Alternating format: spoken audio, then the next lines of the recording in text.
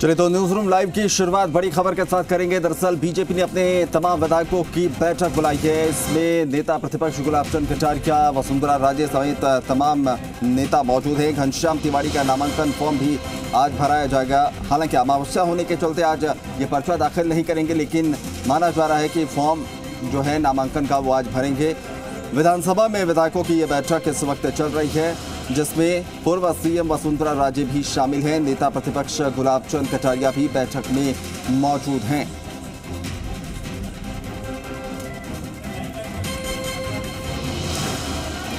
चलिए तो ज्यादा जानकारी के साथ शशि मोहन शर्मा हमारे सहयोगी इस वक्त जुड़ रहे हैं। शशि मोहन, क्या कुछ बैठक को लेकर अपडेट है और कौन कौन से मसले हैं जिस पर बातचीत होनी?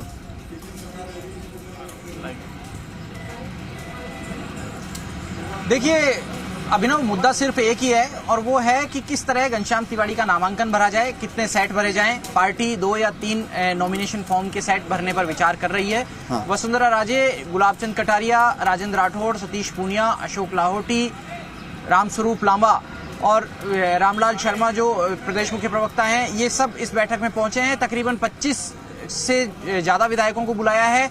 जयपुर और आसपास के जो विधायक हैं उनको बुलाया है और बैठक में एक चीज को सहमति बनी है कि पार्टी इस चुनाव के जरिए अपनी एकजुटता दिखाने की कोशिश करेगी और वो एकजुटता नामांकन फॉर्म से लेकर के पूरे चुनाव में वोटिंग प्रक्रिया तक दिखाई जाएगी। घनश्याम तिवारी पार्टी के अभी तक एकमात्र अधिकृत प्रत्याशी हैं, इसलिए एकजुटता दिखाने के लिए बीजेपी इसको सुनहरा मौका मान रही है। जिन वसुंधरा राजे और घनश्याम तिवारी में अब तक अदावत चलती थी, उन्हीं घनश्याम तिवारी के नॉमिनेशन फॉर्म पर प्रस्तावक के रूप में वसुंधरा राजे के दस्तखत होंगे।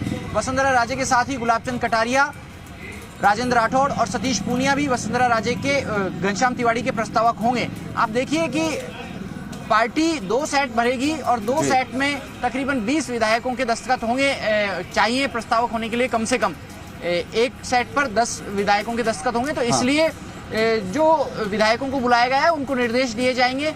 इसके साथ में पार्टी वोटिंग से 2 दिन पहले विधायक दल की बैठक बुलाने की मंशा रखती है। 7 या 8 जून को यह विधायक दल की बैठक होगी और उसके बाद से ही कैंप कर दिया जाएगा, जिसको कि बाड़ेबंदी कहा जा सकता है। हाँ। और सुबह नेता प्रतिपक्ष गुलाब चंद कटारिया से जब हमारी बात हुई तो उनका कहना था कि कई विधायक ऐसे हैं जिनको अभी भी वोटिंग प्रक्रिया सिखानी है, क्योंकि पार्टी एक से ज्यादा प्रत्याशी उतारने का मानस रखती है। इसलिए पहली वरीयता किसको देनी है, दूसरी वरीयता किसको देनी है, किस तरीके से देनी है। बीजेपी के पास में 30 वोट अतिरिक्त हैं और पिछली बार जब 18 वोट अतिरिक्त थे तब बीजेपी ने दूसरा प्रत्याशी खड़ा किया था।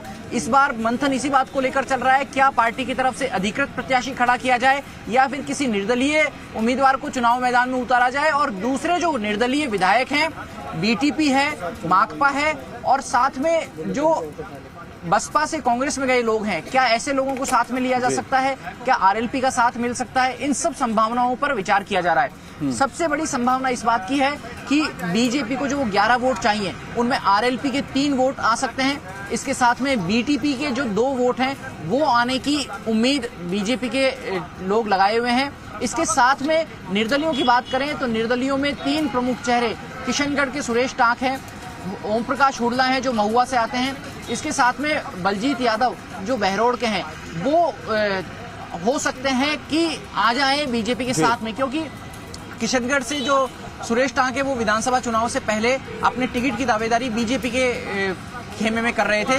ओम प्रकाश हुडला खुद बीजेपी के विधायक रह चुके हैं। इसी तरीके से तिजारा से विधायक जो संदीप यादव हैं, हालांकि बसपा से जीत करके आए, मोहन, तो क्या माना जाए कि जो समीकरण बिठाने की जो कोशिश है, जो गणित जो है समझने समझाने की कोशिश है, वो सबसे महत्वपूर्ण है। इसीलिए आज ये बैठक बुलाई गई है, क्योंकि जो पर्चा है वो तो कल दाखिल करेंगे तो नामांकन फॉर्म भी कल भरा जा सकता था, लेकिन चूंकि समय रहते तमाम जो है गणित जो है उसको फिट बिठाया जाए, ये मूल मकसद है।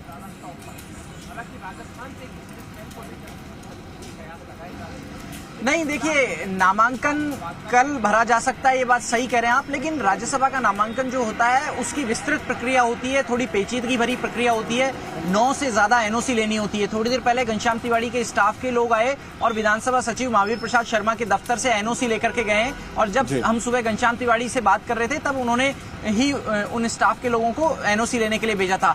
विधानसभा में उनका कोई बकाया नहीं है। सरकार से जुड़े अलग अलग जो विभाग होते हैं, सामान्य प्रशासन विभाग होता है, उनसे एनओसी लेनी होती है कि उनकी कोई बकाया नहीं है, उनके ऊपर किसी तरह की आर्थिक देनदारी बकाया नहीं है। और उन एनओसी के साथ में जो लीगल प्रोसेस होते हैं, साथ में जो अपने एसेट्स के दस्तावेज होते हैं वो जोड़ने होते हैं। इसलिए प्रक्रिया तो लंबी है। हाँ। इसलिए फॉर्म आज ही भर लिया जाएगा, लेकिन आज दाखिल इसलिए नहीं किया जाएगा क्योंकि आज अमावस्या है। हाँ।